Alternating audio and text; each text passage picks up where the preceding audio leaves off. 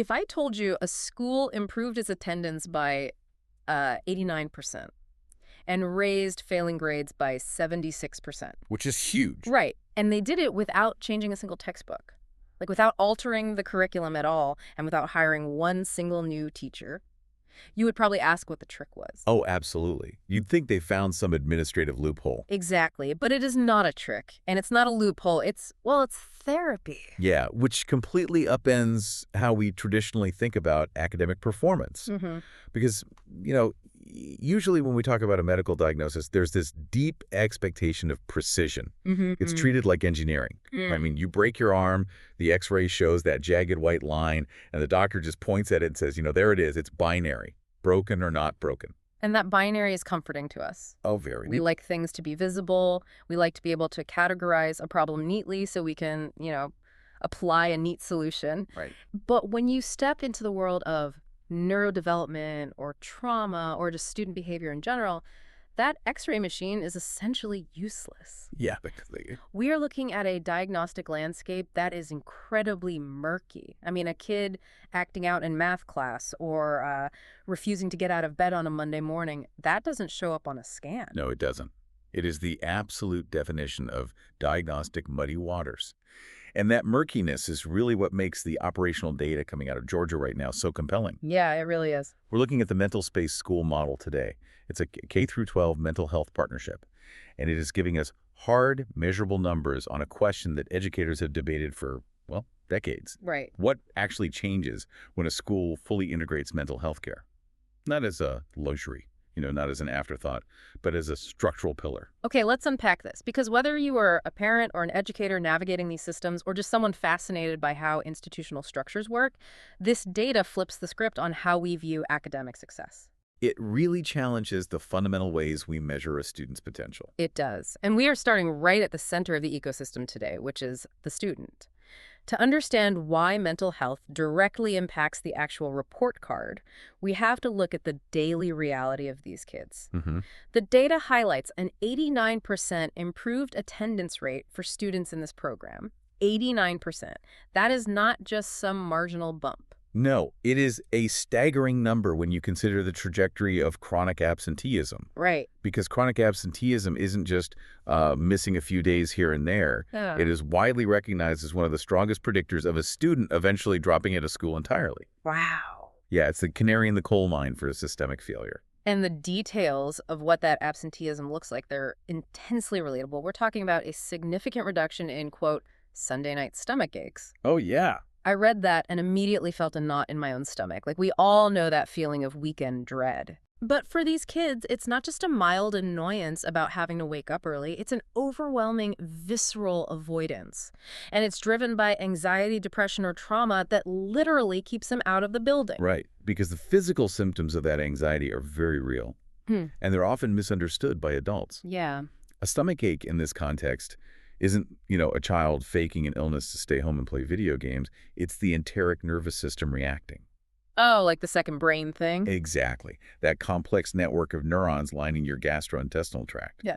When a child is under profound psychological stress, that enteric nervous system triggers actual physical GI distress. The stomach ache is a biological alarm bell. But historically, we don't treat it like a biological alarm bell. Not at all. I'll play the traditionalist for a second here. Huh? Historically, attendance and grades, which, by the way, improved by 76% in this model, alongside a 92% reduction in anxiety. After just 8 sessions, usually. Right, after 8 sessions. But historically, we view these purely as discipline issues or effort issues. The prevailing narrative has almost always been, the kid just isn't trying hard enough. Or they need detention for missing first period. Exactly. We haven't historically viewed a failing grade as a psychological symptom. And that behavioral lens has dominated education for a century. You punish the bad behavior, you reward the good, and you just assume the student has full rational control over both. But that completely ignores the underlying mechanism of how a human brain actually learns. It's like trying to download a massive, complex file onto a computer when the RAM is completely maxed out by invisible background programs. Oh, I like that. Right? Like, you can yell at the computer all you want, you can give the competitor detention, but the memory is just full. The file isn't going to download. What's fascinating here is that your computer analogy maps perfectly onto the biological reality. Mm. Yeah. When a brain is flooded with anxiety or when a student is dissociating from trauma or spiraling into depression, that brain literally cannot encode new information. Wow. The cognitive load of survival processing just takes over. Yeah.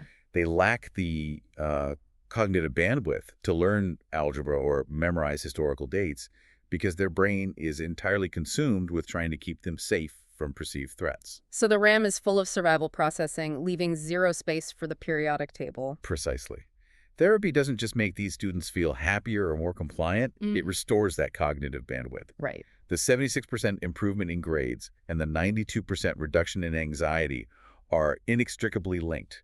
You cannot separate them. Because one causes the other. Exactly. The therapy turns down the volume of the anxiety, which frees up the working memory so the student can actually participate in class, take a test without a panic attack, and encode new knowledge. It is incredible to think about the sheer volume of lost potential there. I mean, it makes you wonder how many failing grades over the last 50 years were actually just undocumented panic attacks. Oh, countless. And the data shows this bandwidth restoration extends to their social lives as well. There's a 73% improvement in peer relationships. Less conflict in the hallways, better friendships, less bullying. Because social emotional regulation requires massive cognitive bandwidth, too. Oh, sure. If you are constantly on edge, you're highly reactive. A misunderstood glance from a peer becomes a threat. By stabilizing the internal environment, the student can navigate the external social environment with nuance instead of reactivity. But, that student doesn't just exist in a vacuum inside a math classroom or a cafeteria. Right. They go home. They interact with teachers, with siblings, with parents. Fixing a student's cognitive bandwidth changes the entire environment around them. Taking this clinical burden off the surrounding ecosystem fundamentally shifts the culture of both the home and the school. It creates a necessary ripple effect. When the individual student stabilizes, the system supporting that student can finally exhale. They are no longer operating in perpetual crisis management mode. And look at the families. The outcomes here are incredibly revealing. We've got an 85% family satisfaction rate and 68% of families reporting better home communication. And the data frames this in a very specific way. It points out that therapy gives families the language for hard conversations. Yes. It explicitly notes that conflict doesn't magically vanish, but it gets workable. I love the realism of that word, workable. Yeah. Therapy isn't a magic wand that creates a utopian household where teenagers and parents suddenly hold hands and never argue. Right. That's not real life. No, and it's not developmentally appropriate either. Teenagers are supposed to push boundaries. What family counseling components do is provide a framework for that friction. Yeah. It lowers the temperature. So instead of a screaming match that ends in slam doors and grounded teenagers, what does a workable conflict actually look like? It looks like shared vocabulary. It looks like a parent understanding that a child's sudden anger might be a manifestation of anxiety rather than just blatant disrespect. No, that makes a lot of sense. Yeah, it becomes a structured disagreement where both sides actually hear each other rather than two nervous systems just reacting to one another. The conflict still happens, but it becomes productive rather than destructive. And then you take that lowered temperature, that shift from destructive to productive conflict, and you apply it to the school staff. Right. 90% of the school staff feel better equipped to handle distress because of this partnership. There is reduced counselor burnout, reduced staff secondary trauma. They even implemented wellness sessions and debrief protocols for the teachers themselves, which is huge. But let me ask you this, because whenever an institution brings in outside contractors, there is an inevitable friction.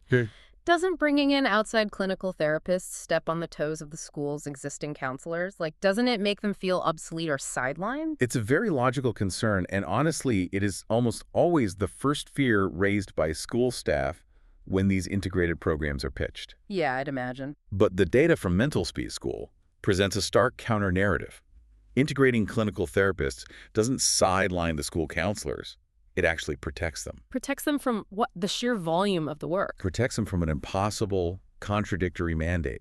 I mean, school counselors are highly trained, dedicated professionals, but look at what a typical day demands of them. Right. They're supposed to handle masterclass scheduling for hundreds of kids, college prep, career guidance, immediate lunchroom fights. Which is a full-time job already. Exactly. And somehow, simultaneously, manage severe clinical trauma, suicidal ideation, and deep depressive episodes for a massive student body. It is an unsustainable cognitive load for the professional. It's the equivalent of asking a general practitioner to do brain surgery between giving flu shots. Exactly. By offloading the heavy clinical therapy to dedicated mental space therapists, the school counselors are finally freed up. They get their actual jobs back. Yes, they can focus on the relational triage, the broad behavioral advocacy work, and the academic guidance that only they are positioned to do. So they stop acting as the emergency room and get to be the primary care doctors again. Right. They can focus on prevention and maintenance rather than constantly stopping the bleeding. And the outcome is measurable. Partner schools are reporting significantly lower burnout scores among their own counselors after just 6 months. Which is critical for retention. If you burn out your school counselors, the entire support structure of the school collapses. Okay, so we have a scenario where the students are learning again because their cognitive RAM is clear. Mhm. The parents have workable conflict at home. The teachers aren't absorbing secondary trauma. And the school counselors are breathing easier. It's a thriving micro-ecosystem. Yeah. But if this entire micro-ecosystem is thriving, how does this scale up to the district level? Because at some point, the district superintendents and the school boards have to look at the cold, hard logistics. Oh, inevitably. The legal mandates, the budgets, the goodwill and positive feelings have to translate into systemic viability, or the program simply cannot exist long-term. Right, you cannot fund a school district on good intentions. The logistics have to make sense. And here is where the data gets incredibly pragmatic. There are measurable reductions in what are called Tier 3 crises. Yeah, those are severe. We are talking about the most disruptive and dangerous events in a school. Hospitalizations, 911 calls, out-of-school placements. Those metrics drop significantly. Mm-hmm.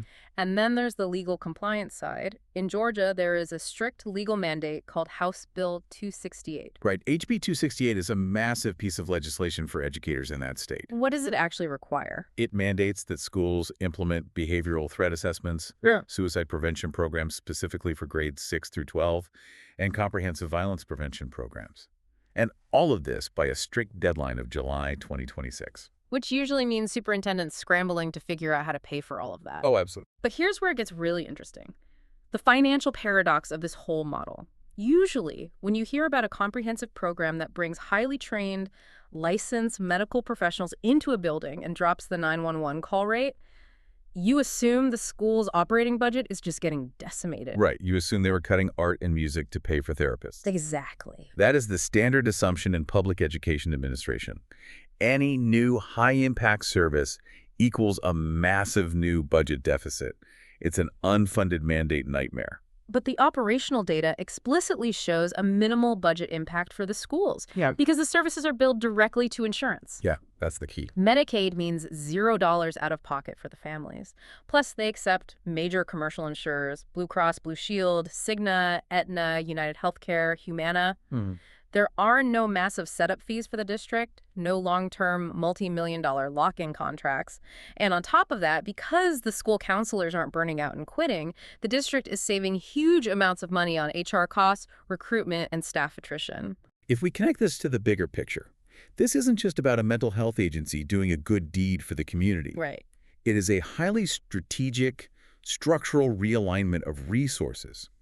By utilizing the existing Medicaid and commercial insurance networks, schools can meet these incredibly strict legal mandates like HB 268 without draining their operating budgets. Wow. They are tapping into massive funds that are already allocated for healthcare at the state and federal level, rather than cannibalizing local funds allocated for textbooks, facility repairs, and teacher salaries. It's shifting the financial burden to the systems actually designed to carry healthcare costs. Exactly. Which, when you say it out loud, sounds so incredibly obvious. I mean, why should a public school's education budget pay for clinical healthcare? It makes no sense. It makes no sense, yet that is how we have operated for decades. We expect schools to be hospitals, but we fund them like libraries. That's a great way to put it. This model corrects that structural flaw. Yeah. And the fact that Medicaid is zero out of pocket cannot be overstated.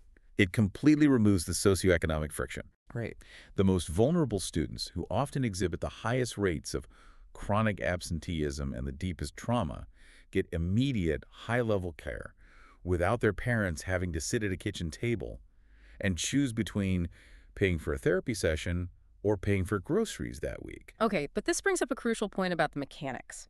Because we know lots of schools try to offer mental health help. Oh, sure. This isn't the first time a school has realized kids need therapists. You hear about, school wellness weeks, or a part-time therapist who visits the campus once a month, or an app they give the kids to track their moods. Right. But those initiatives aren't seeing 89% attendance bumps. We need to move from the what to the how. Why does this specific MentalSpace School model work when so many other well-intentioned attempts fail? It comes down to one core concept: the total eradication of friction. Friction. Yeah. In mental health care, especially within complex bureaucracies like public schools, friction is the enemy of intervention. The moment a system is hard to navigate, people simply stop trying. Let's break down how they actually remove that friction then. First, they use dedicated therapist teams per school.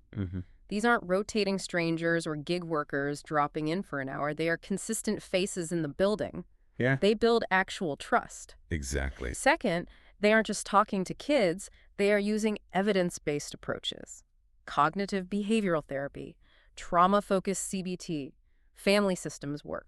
And it's delivered by diverse, culturally competent, licensed staff who actually understand the backgrounds of the students they are treating. Right. That cultural competence is a massive friction reducer. If a student feels fundamentally misunderstood by their therapist because of cultural disconnects, the therapy won't work, no matter how evidence-based the CBT is. And then there's the structural accountability. The data shows this model is fully FERPA and HIPAA compliant. Which is huge. Yeah, for anyone not entrenched in legal acronyms, those are the incredibly strict federal laws governing student privacy and medical privacy.